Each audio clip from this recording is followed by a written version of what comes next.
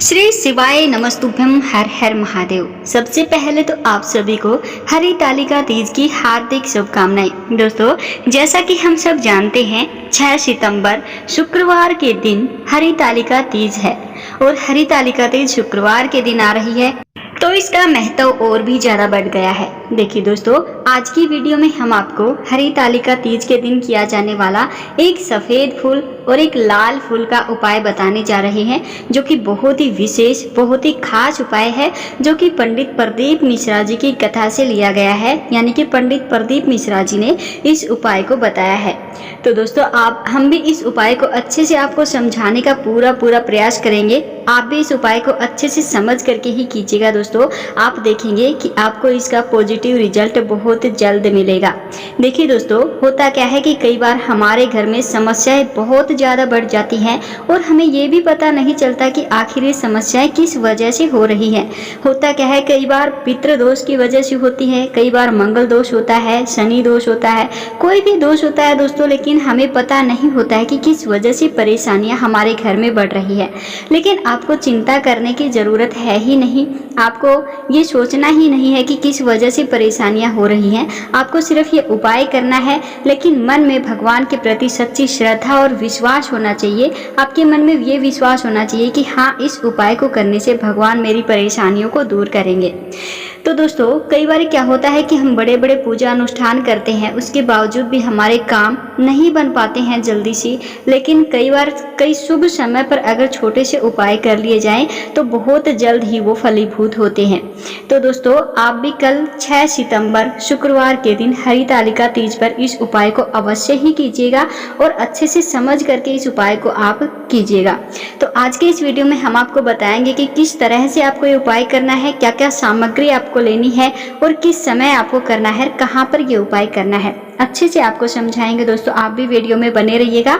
Video में आगे बढ़े उससे पहले कमेंट बॉक्स में हर हर महादेव, ओम नमः शिवाय की हाजिरी जरूर लगाते जाइएगा। देखिए दोस्तों, कोई भी समस्या हो आपके घर में, आपको चिंता करने की जरूरत है ही नहीं। ये वीडियो आपके लिए ही है।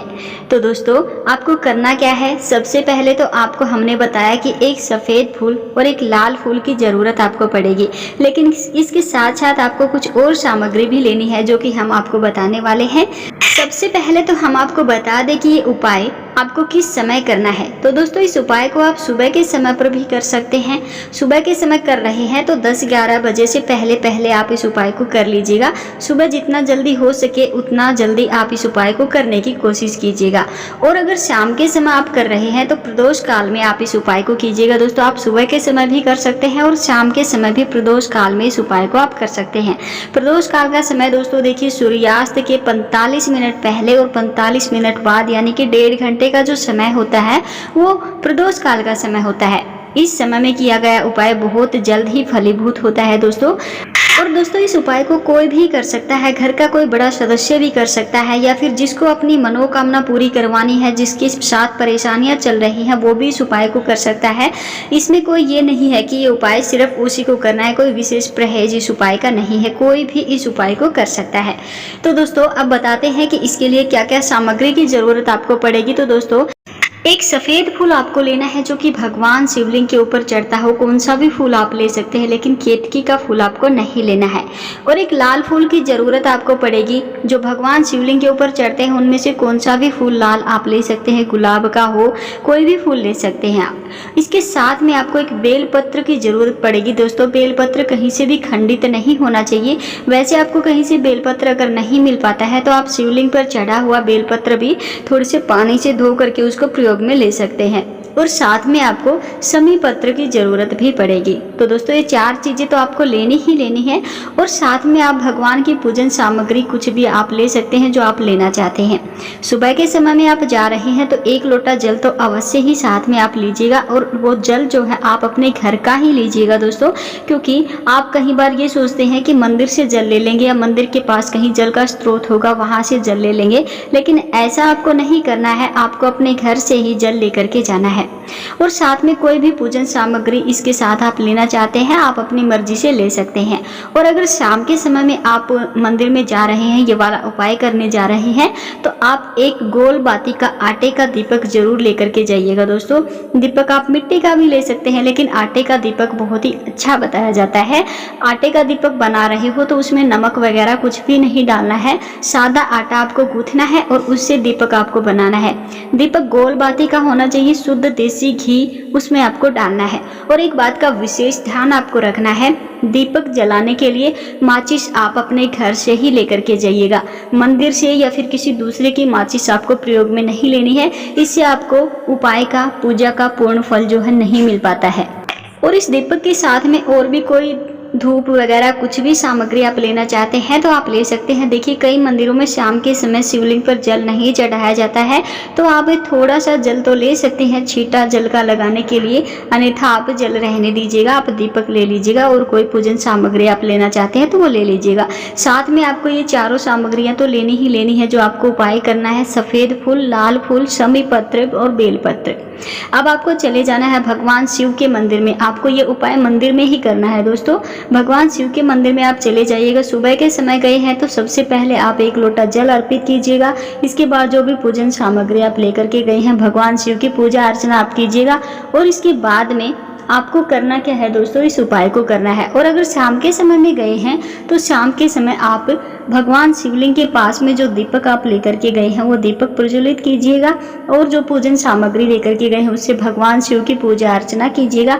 उसके बाद में आपको ये उपाय करना है। अब उपाय को अच्छे से ध्यान से समझ लीजिएगा कि किस तरह से आपको ये उपाय करना है। तो सबसे पहले आपको लेनी है बेलपत्र। बेलपत्र लेकर के, बेलपत्र की चिकना भाग जो है नीचे की तरफ होना चाहिए, शिवलिंग की तरफ। अब आपको अर्पित कहाँ पर करना है, शिवलिंग की जो जलाधारी होती है वहाँ माता अशोक सुंदरी का स्थान होता है। शिवलिंग के बीचों बीच उभरा हुआ भाग होता है दोस्तों, वो माता अशोक सुंदरी का स्थान होता है। वहाँ पर डंडी की जो साइड होती है वो करनी है आपको जलाधारी के, जहाँ जल नीचे गिरता है उस साइड। और शिवलिंग की जो बीच की पत्ती होती है जो बेलपत्र की, वो शिवलिंग की तरफ होनी चाहिए। इस तरह से आपने बेलपत्र को अर्पित करना है। श्री शिवाय नमस्तुभ्यम का जप आप कर सकते हैं। और उसके बाद में आपने लेना है समी पत्र। इसी तरह से आपको समी पत्र भी वहाँ बेलपत्र के ऊपर अर्पित कर देना है, माता अशोक सुंदरी वाले स्थान पर। डंडे की जगह जो होगी वो जलाधारी के जहाँ जल गिरता है उस साइड, और पत्ते की साइड होगी वो भगवान शिवलिंग की तरफ होनी चाहिए।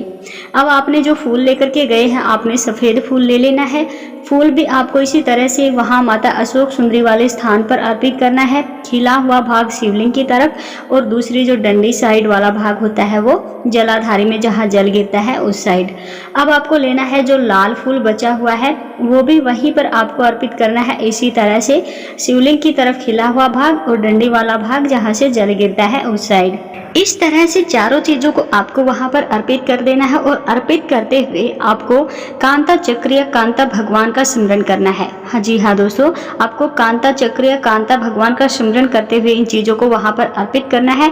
और इसके बाद में आपको भगवान शिव से अपनी जो भी कामना आप लेकर के आए हैं, जो भी इच्छा आपकी है, जो भी कोई संकट आपके घर में चल रहा है, आपकी ज़िंदगी में चल रहा है, उसको दूर करना चाहते हैं तो उसके लिए प्रार्थना कीजिएगा। और कोई भी मनोकामना, धन से संबंधित, शादी विवाह से संबंधित कोई भी कामना आप लेकर के गए हैं तो भगवान शिव से आपको विनती वहाँ पर करनी है कि मेरी ये मनोकामना है, इसको आप पूरी कीजिएगा।